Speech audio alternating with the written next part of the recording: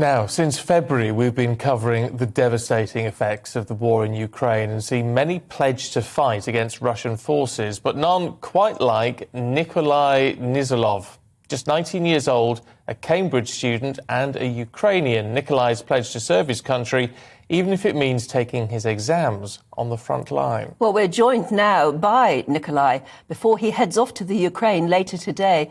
A very good morning to you. Thank you very much for joining us. Good morning. Good morning. You've been out in Lviv already, haven't you, doing some training? Yes, I was doing training for 2 weeks. Training to be a fighter? Training to be a drone pilot and medic for my specialist unit of 9. Oh, I see. Now, you are Ukrainian yourself, but you've been studying here in Britain for how long?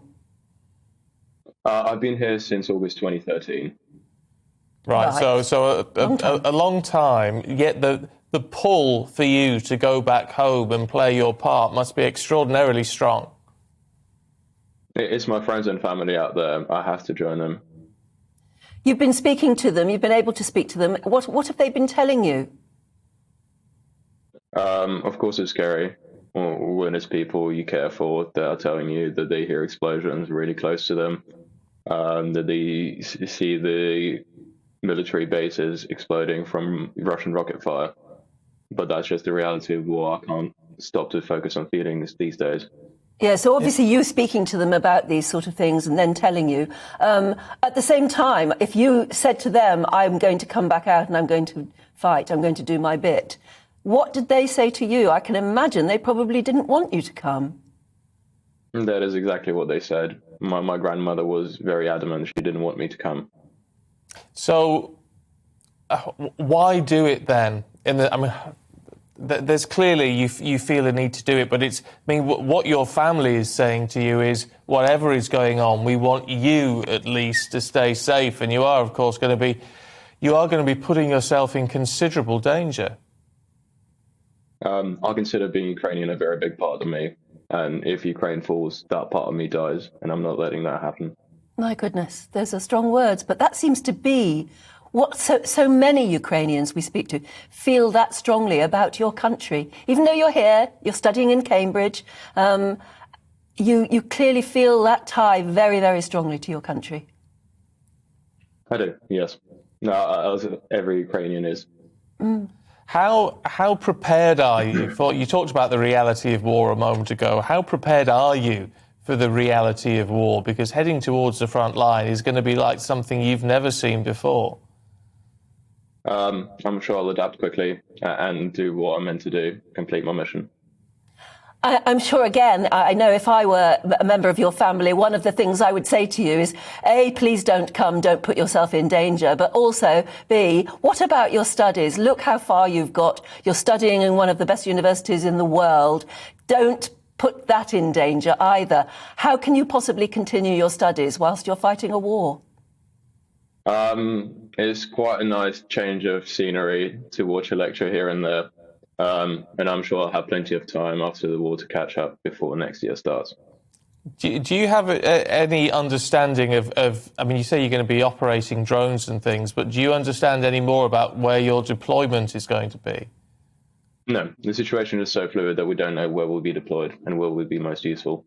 And you appreciate, do you, that you could be out there for, let's hope not, but it could be a considerable period of time. That's just the reality I've got to face right now.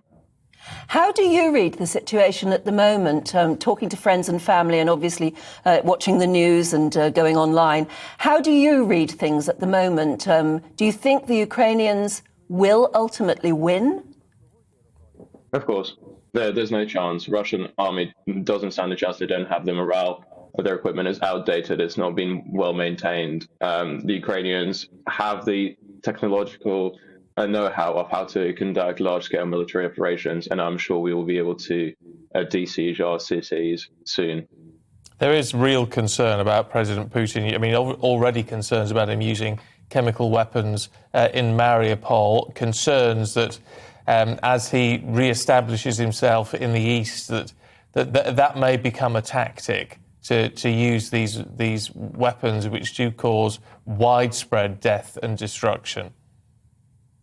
It is a very significant risk. We have seen it in Syria. They have done it before. That's why I just had to buy gas masks for my unit. And what about, I mean, you're in Cambridge at the moment. I don't know if there are many Ukrainians, people like you, in Cambridge. Are you going to go out there all on your own, or do you have friends to go with? I'm going out there on my own, but I've made friends there in my unit, so it is all right. And so when does this deployment start? Hopefully on Tuesday and Wednesday, somewhere around that time. It all depends on donations from people with my fundraiser.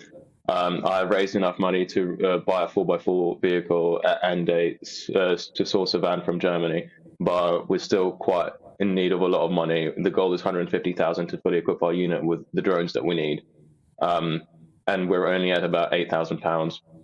Okay, so there may be lots of people watching at the moment who might want to help. How do they get to your If you go on my social media, my Instagram, Facebook, or Twitter, the details of the fundraiser are there with my PayPal and bank details.